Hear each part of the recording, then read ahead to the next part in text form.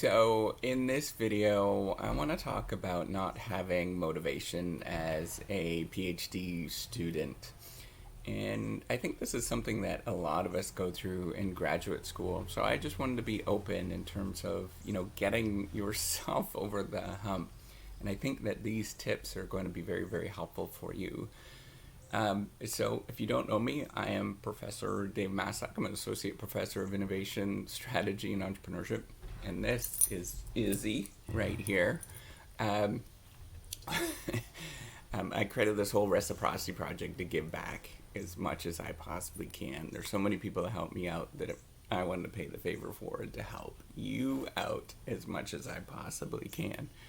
So, the first thing I want to acknowledge, I think this is the most important thing to start off with, is that, it's okay to be not motivated and to feel like you don't want to do anything.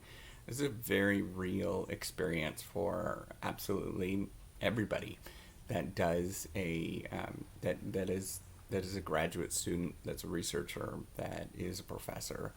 Um, it would be rather unusual. Somebody that I probably had, off the chart sort of um, personality, that they were just really unusual, that they would not that they would feel motivated all of the time, and that they would go through and get into graduate school and not feel the way that you probably do at this moment if you're watching this. Most people, most graduate students, most researchers, they go through this, and this is very, very real experience. In fact, that's the reason why I created the whole reciprocity project. It is sort of driven from these feelings of, feeling inadequate or unmotivated or you can't do anything.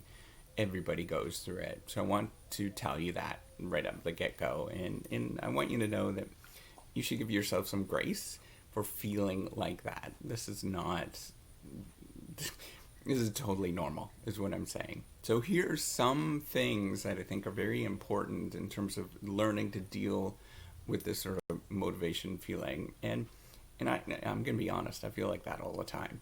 And these are ways that get me to get around that and to, feel a little better with some of these things. So the first thing is just to start with one sentence. And that's all you really need. If you accomplish one sentence an entire day, you're doing better than most people. And most people actually are not going to sit down and do this, and they're not going to toil away at some random obscure thing. If you write one sentence, that is truly amazing. So never ever discount that. If you do one thing, that's all you really need, and you just need to do that regularly. But that one sentence is the way that you accomplish things. If you write one page a day, this was the advice that was given to me. If you write one page a day is a book a year. And you have to sort of keep that in mind, that it's just the writing just a little bit. That's all you really need. And some days we write an entire paragraph, and that's perfect. Some days we write a sentence, and that's great as well. And you just have to acknowledge what it is. So the second thing that I think is important is to acknowledge that we all start with a mess. So a lot of people don't want to do something because what they feel that they're doing is not perfect. It is not going to be anything that is substantial. And frankly, that is not true, because every idea and everything that we do starts as a total mess. It doesn't make sense. A lot of people will discount it. In fact, even if you have a work of art and it's perfect. So think about this, right? So you're kind of creating art in graduate school, and that there are sort of different flavors of this. If you went to the Mona Lisa, or you went to, the Statue of David, and you went to those, 25% of the people that see those works of art are going to say that they don't like it, that there's something problematic with it. They're going to say that the Mona Lisa's smile is not great.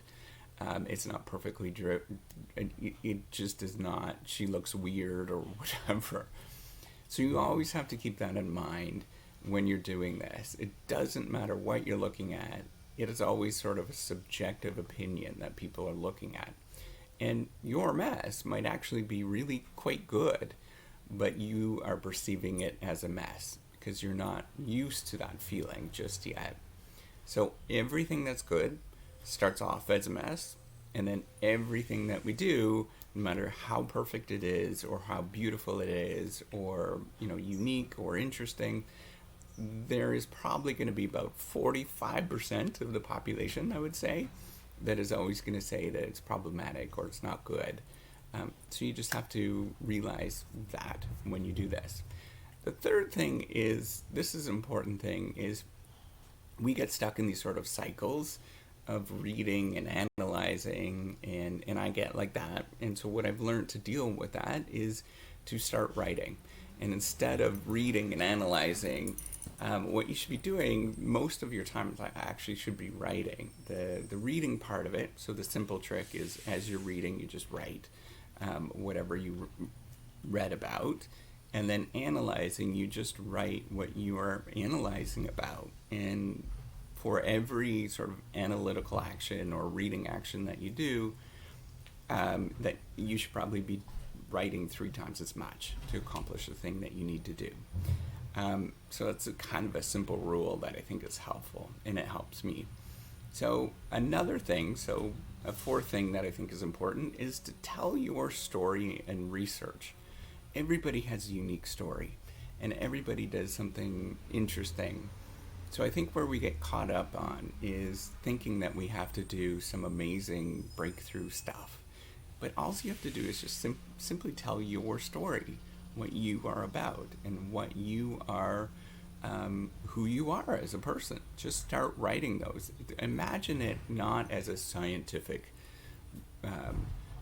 this is scientific, sciencey stuff, but imagine it as more of a diary where you were writing about what you find interesting and your own personal journey. And it really does help when you do that, and we all tell our story. That's what we do in research. That's I think it's a myth to have this sort of research interest thing, because there really isn't a single research interest that we all have. We're a collection of narratives and identities that are really complicated, and we just simply have to tell that story of what that means. Another thing that you should really try to identify is that if there's people that are negative in your life or that sort of suck the life out of you, you don't need that. What you need is somebody that is going to laugh and make you feel good throughout this journey. It is tough enough to go through that, so you need to have those somebody that calibrates you as a person to enjoy what you're doing, and we all need somebody like that in our life. So if it makes you feel stressed out or any of those kind of things, it's probably not the right combination at this moment, and you just have to find somebody that is going to do that to make you feel like this is an enjoyable process. So with that, give me a thumbs up, to subscribe to the YouTube channel. Take care and have a wonderful day.